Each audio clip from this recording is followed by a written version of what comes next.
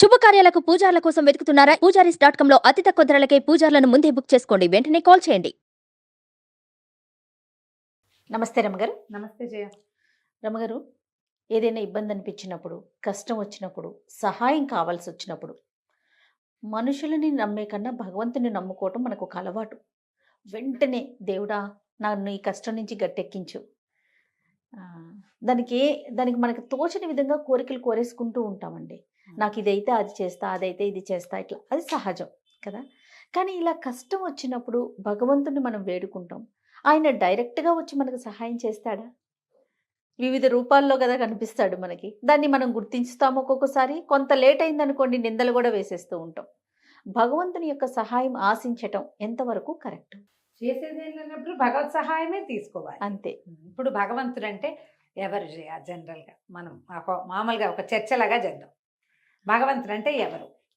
చుట్టూతా ఉన్న వాళ్ళు ఎవరూ కానివాడు, ఈ చుట్టూతా ఉన్న ప్రపంచాన్ని మనకి ఏర్పరిచిన వాడు. అంతే. మనని మనలాగా ఉంచినవాడు. ఇంకా ఈ సూర్యుడిని, చంద్రుడిని, నక్షత్రాలని, వీటిని వేటినో మనకు తెలియని వాటిని కొన్ని వేల జీవకణాలని మన చుట్టూతా ప్రపంచంలో కదిలేలాగా చేసేవాడు. ఈ గాలి ఆడిచ్చేవాడు, ఈ నాలిక కదిలిచ్చేవాడు, ఈ చెవి వినిపించేవాడు, అంతా భగవంతుడే. మనల్ని సృష్టించిన వాడు. మనం ఏం చేస్తాము? మామూలుగా హెల్ప్ ఎదురుకుండా వాళ్ళని అడుగుతాం. అడిగితే వాడు ఒప్పుకుంటాడు, చేస్తానని. వాడు ఒప్పుకున్నది కాదు, వాడిని ఒప్పించాడు దేవుడు. అంతేనా? అంతే. Master plan. ఇప్పుడు నీకు అడగబుద్ధి అయింది, ఓ 5-6 ఉన్నారు ఇక్కడ, ఇంత ఆఫీసుకి 10 మంది వస్తారు. రమ్మగారు ఏమైందో తెలుసా అని ముందు నాకెందుకు చెప్తావు చెప్పు నువ్వు. అదొక ప్రేమ, అంతే కదా. ఆ ప్రేమను కలిగి గౌరవం వాడెవడు? ఆయనే. అంతే. ఇది ఖచ్చితంగా ఇలా ఉంటుంది.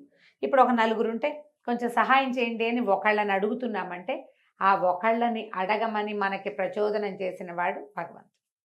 చేస్తాను అని వాడితోటి చెప్పించేవాడు కూడా భగవంతుడే. వాడు చేయనని చెప్తాడు. నీకు నిరాకరణ నీకు ఇక్కడ రాసుకొచ్చావు, నువ్వు ఎవరు చేయరు. అప్పుడు మనం ఏం చేస్తాం?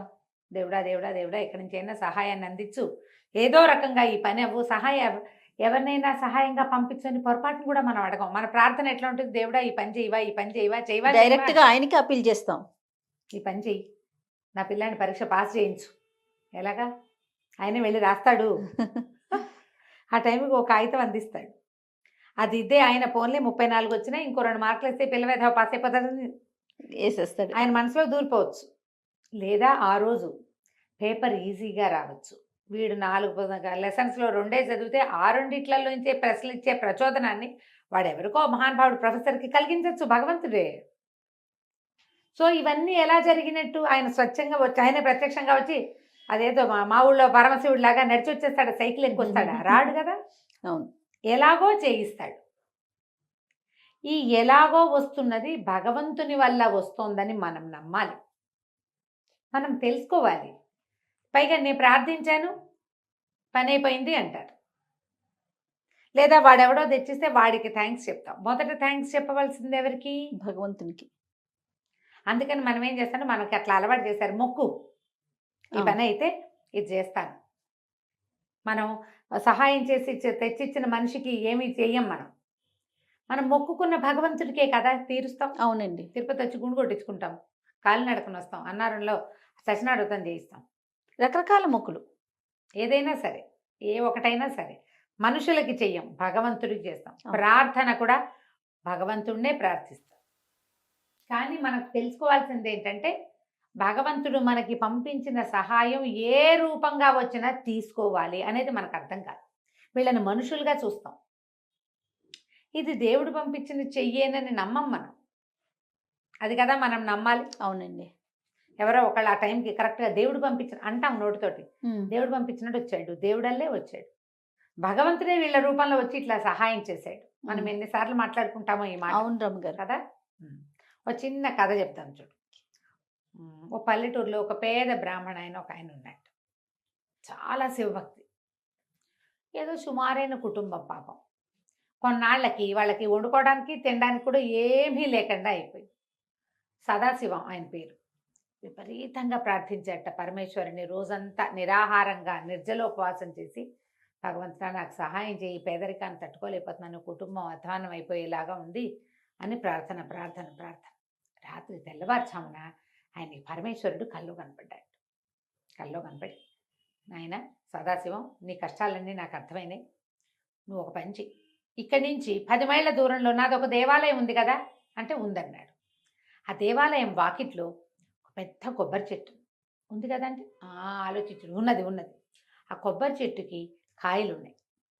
ప్రతి కాయలోనూ మణులు మాణిక్యాలు ఉన్నాయి.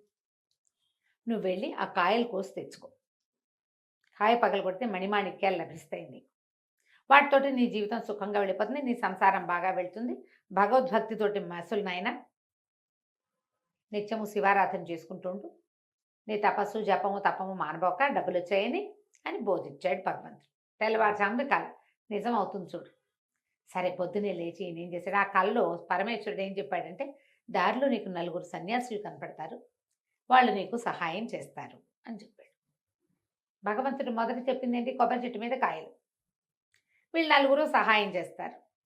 తెల్లవారుజామున లేచేశాడు, మొహం కాళ్ళు చేతులు కడుక్కున్నాడు, స్నానం చేసేసాడు, శివారాధన చేసుకున్నాడు. భార్యకి పరమేశ్వరుడి ఆనతి ఇచ్చిన ప్రకారం వెళ్తాను, ఏది జరిగితే అది జరుగుతుంది అని చెప్పి బయలుదేరాడు.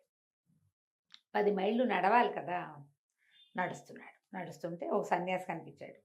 ఆయన ఇట్లా తపస్సు చేసుకుంటాడు, కూర్చుని ఒక దండం పెట్టుకుని జపమాల చెప్తున్నాడు. ఈయన పోయి నమస్కారం చేసి, సదాశివం గారు, స్వామి నమస్కారం అండి, తెల్లవారుజామునే కలొచ్చింది, పరమేశ్వరుడు ఫలానా పక్క గ్రామంలో ఉన్న శివాలయం దగ్గరికి వెళ్ళమన్నాడు, మీరు సహాయం చేస్తారని చెప్పాడంటే ఆయన ఇట్లా అన్నాడు. పక్క నుంచి ఓ తాడు తీసి చేతులు పెట్టాడు. ఇప్పుడు తాడిస్తాడీన, సహాయం కాదు కావాలి మనకి, తాడు కాదు. అదేంటండి, పరమేశ్వరుడు చెప్పింది ఏమిటి, మీరు చేసేది ఏమిటి, ఇది ఎందుకండి నాకు, మీ దగ్గరే ఉంచుకోండి, పోన్లేండి, ఏం సహాయం చేయకపోతే పోని అని ఆ తాడు అక్కడ పడేసాడు. తీసుకోలే. సహాయం కావాలి నాకు, తాడు కాదు కావాల్సింది. ఇంకా వెళ్ళాడు. ఒక కుడి చేతి వైపు నువ్వు చెట్టు కింద ఇంకొక మౌని ఒక ఆయన కూర్చున్నాడు. అని కళ్ళు మూసుకుని ధ్యాన ముద్రలో ఉన్నాడు. ఈ సదాశివం గారు పోయి దండం పెట్టాడు. సన్యాసి అని ప్రత్యేకంగా చెప్పారు, కాషాయ వస్త్రాలు ధరించారు. అయ్యా నమస్కారం అండి, నాది ఫలానా ఊరు, నా పేరు సదాశివం, తెల్లవారుజామున పరమేశ్వరుడు కల్లోకి వచ్చాడంటే ఆయన ఇట్లా అన్నాడు. పక్క నుంచి గోను సంచి తీసి చేతిలో పెట్టాడు. పెట్టేసరికి తెల్లబోయాడు. అదేమిటి, కొబ్బరికాయలు కూడా సహాయం చేయరు మీరు అంటే ఆయన మౌని, నోటి నుంచి మాట రాదు. సంచి కేసు చూశాడు ఆయన. సంచి వద్దండి, మీరు సహాయం చేయండి అంటే ఆయన మాట్లాడాల, కళ్ళు మూసుకున్నాడు.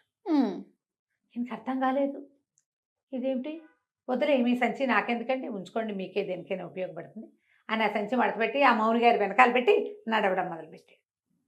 నడిచాడు. ఎంత దూరమో ఎండెక్కిపోయింది. అక్కడ ఒక ఆయన కనిపించాడు.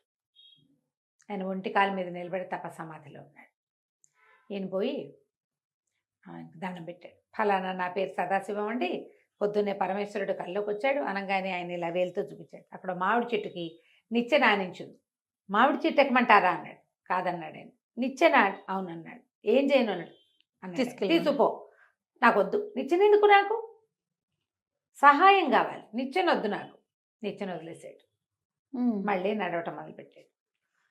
సరే వెళ్ళేసరికల్లా ఒక ఆయన నదిలో నుంచి నీళ్లు తెచ్చుకుంటున్నాడు, సన్యాసి. ఈయన చూడంగానే నుంచున్నాడు. మౌనానంద స్వామి ఆయన కూడా. సదాశివం పోయి ఆయనకి దండం పెట్టాడు. అయ్యా 3 అయ్యారు, మీరు 4వ వాడు. పరమేశ్వరుడి ఆజ్ఞ ప్రకారం సన్యాసులతో మాట్లాడమన్నాడు, సహాయం లభిస్తుందన్నాడు, కాబట్టి మీ దగ్గరకు వచ్చానండి అంటే ఆయన ఇట్లా అన్నాడు. ఆ పక్కనే తాడి చెట్టుకి ఒక గాడిద కట్టేస్తుంది. ఆయన తాడు విప్పి తీసుకొచ్చి ఈయన చేతులు పెట్టాడు, సదాశివం చేతులు. చిచ్చి అని వదిలేశాడు. ఈయన ఏమిటండి, సద్బ్రాహ్మణుడిని నాకు గాడిదని అప్పచెప్తారు మీరు, నాకెందుకండి, సహాయం చేయకపోతే ఎట్లా, వద్దులేండి. ఆయన ఏం చెప్పాడో మీకు, మీకేం అర్థమైందో. ఓ దండం పెట్టి ఈయనకు కూడా వెళ్ళిపోయాడు. దేవాలయం దగ్గరికి చేరాడు. మధ్యాహ్న హారతి వేళ అయింది, 6 గంటలు కొడుతున్నారు, జనం ఎవరు లేరు. దేవాలయానికి ఐమూలగా పెద్ద కొబ్బరి చెట్టు, పైకి తలకాయ చూసాడు, దాని నిండా కొబ్బరికాయలు ఉన్నాయి. ఎట్టా కొబ్బరి చెట్టు ఎక్కేది? సహాయానికి చెప్పిన 4 సన్యాసులు 4 రకాలుగా ఉన్నారు, మాట్లాడరు. ఆ చెట్టు చుట్టూ గిరికీలు కొట్టాడు. ఏం చేయాలో తెలియలే, ఎవ్వరూ లేరు. ఊళ్ళోగా అర్చకుడు ప్రసాదం ఏవో నివేదన చేసి ఆయన దాన్ని ఆయన వెళ్ళిపోయాడు. పిట్ట పురుగు లేదు అక్కడ. కొబ్బరికాయలు మాత్రం కనపడతాయి, మళ్ళు మాణిక్యాలతోటి. ఈయన పరమ దుఃఖంతో, భగవంతుడు ఎంత అన్యాయం చేశాడు నాకు, చెప్పి కూడా సహాయం అందించలేదే, ఛీ నా దురదృష్టం అని నడుచుకుంటూ ఇంటికి వెళ్ళిపోయాడు. ఆ, రాత్రి భార్య ఏదో మధ్యాహ్నం పెట్టింది, తిన్నాడు, పడుకున్నాడు. పరమేశ్వరుడి కోసమే జపం చేసుకున్నాడు. తెల్లవారుజామున పరమేశ్వరుడు వచ్చాడు కల్లోకి. ఈయన గోలు గోలుమని ఏడ్చాడు. పరమేశ్వర, కొబ్బరి చెట్టు అన్నావు, గుడి అన్నావు, కొబ్బరికాయలు అన్నావు, మండలు అన్నావు, మాణిక్యాలు అన్నావు, సన్యాసులు అన్నావు, సహాయం మాత్రం పంపించలేదు స్వామి నువ్వు. ఉమ్, ఏ సహాయం పంపలేదంటే, సదాశివం అంత మాట అంటావా నువ్వు? నన్ను ప్రశ్నిస్తావా? 4 సన్యాసులను పంపించానే, 4 వస్తువులు ఇచ్చారే నీకు, తీసుకోలేదా నువ్వు అన్నాడు. ఆ వాటితో నేనే చేసుకోను అన్నాడు. మరి వాటితోటే కదా నీకు సహాయం లభించేది. నిచ్చెనుంది, తాడి చెట్టు ఎక్కుతావు, దించుకుంటావు, కాయలు సంచిలో వేసుకుంటావు, తాడేసి కడతావు, కడతావు. గాడిద మీద వేసుకుని ఇంటికి తెచ్చుకుంటావు. ఎంత సింపుల్. నువ్వు నీకు సహాయం లభిస్తే అది నేను పంపించిందని నమ్మకండా అక్కడే వదిలిపెట్టేశావు. నీకు ఎట్లా చేయాలి చెప్పు? నేను ఆ కాయలు నన్నే కోసి పెట్టమన్నావా సదాశివం అని అడిగాడు భగవంతుడు. సూపర్. అనేసరికి చెప్పలేసుకుని మర్నాడు మళ్ళీ వెళ్ళి ఈ 4 వస్తువులు తీసుకుని మర్నాడు మళ్ళీ ఆప్షన్ ఉంది. ఉంది మరి భగవంతుడు ఇచ్చాడు. ఓకే. అలా ఇస్తాడమ్మా. చూడండి. రెండో అవకాశం మాకు లభించలేదు అని చెప్పేవాళ్ళు ఎంతమంది ఉంటారో, సెకండ్ ఛాన్స్, థర్డ్ ఛాన్స్ భగవంతుడు ఇచ్చాడని చెప్పేవాళ్ళు ఉన్నారు. ఉంటారా 100%. 100%. కాజయ్య నువ్వు గమనించు, హార్ట్ అటాక్ వస్తుంది ఎవరికో, ఇంట్లో ఎవరు ఉండరు, వీళ్ళే గుండె పట్టుకుని హాస్పిటల్కి వెళ్తారు. లెక్క ప్రకారం వెళ్ళిపోవాలి వీళ్ళు, కానీ వీళ్ళకి డాక్టర్ దొరుకుతాడు. సెకండ్ ఛాన్స్ కాదు ఖచ్చితంగా కదా. హాస్పిటలైజ్ అవుతాం, ఎవరో వచ్చి ఈ హాస్పిటల్ కాదు ఫలానా చోటుకి వెళ్ళండి, ఆయన మంచి డాక్టర్ అని చెప్తారు. ఇక్కడి నుంచి పోయి అక్కడికి వెళ్తారు. ఇక్కడే ఉంటే అక్కడికి వెళ్ళి బతికేస్తారు. సెకండ్ ఛాన్స్ కాదా. పరీక్షల్లో ఫెయిల్ అవుతారు పిల్లలు, మళ్ళీ రాసి పాస్ అవుతారు. సెకండ్ ఛాన్సేగా. అవును. ఐఏఎస్లు ఐపీఎస్లు కూడా ఫస్ట్ టైం రాదు, సెకండ్ సివిల్స్ రావు, అవును. 3ఓసారి వస్తుంది. బంగారు కొండలు. ఛాన్స్ తీసుకోకూడదు. ఏంటంటే మొదటిసారి విసిగిపోయి వెళ్ళిపోతాడు భగవంతుడి దగ్గరికి ఆయన్నే ప్రశ్నించడం కోసం. ఎవరైతే ఇక్కడే ఉండి ట్రై చేయడే ఎవడును అవును అవును కదా. ట్రై చేయాలి కదా. సదాశివ నీకు కోపం వస్తే ఏం చేసి ఉండొచ్చు? ఇక నిద్రపోకూడదు, పరమేశ్వరుని నా కల్లోకి రప్పించుకోకూడదు, దుర్మార్గుడు దేవుడు అనద్దు, దైవ నింద చేయాలి. కానీ చెయ్యకుండా స్వామినే అడిగాడు, నాకు సహాయం చేయలేదు నువ్వు అని. చేశాను, నువ్వు తెలుసుకోలేదు, ఇప్పుడు తెలుసుకో అని చెప్పాడు. వెళ్ళి చక్కగా మా కొబ్బరికాయలు తెచ్చుకుని కలిగినంతగా జీవితకాలం కలిగిన కుటుంబంగానే ఉండి ఎంతమందికో సహాయం చేసి ఎన్నో దేవాలయాల్లో ఎన్ని రకాల అవకాశాలు తీసుకున్నాడు. అంటే దర్శనాలకు వెళ్ళి అక్కడికి కావాల్సిన సేవాధికాలన్నీ చేసి అంత్యంలో పరమేశ్వర అనుగ్రహాన్ని పొందాడు. కథ కంచికి మనం ఇంటి. ఎంత బాగుందో రమ్మగారు. నమస్తే అండి. నమస్తే జయ.